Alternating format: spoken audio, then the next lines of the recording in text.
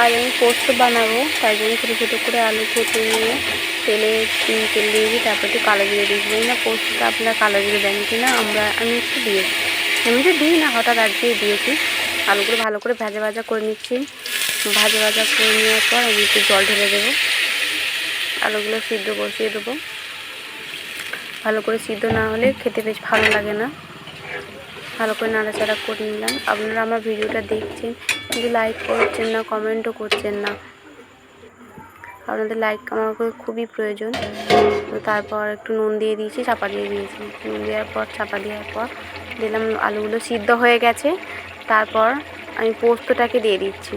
পোস্তটাকে দিয়ে দেওয়ার পর ভালো করে নাড়াচাড়া করে নেবো। আর বাটি ধোয়া জলটা আমি দিয়ে দিয়েছি।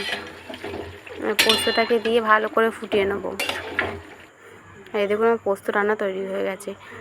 আপনারা ভালো থাকবেন, সুস্থ থাকবেন।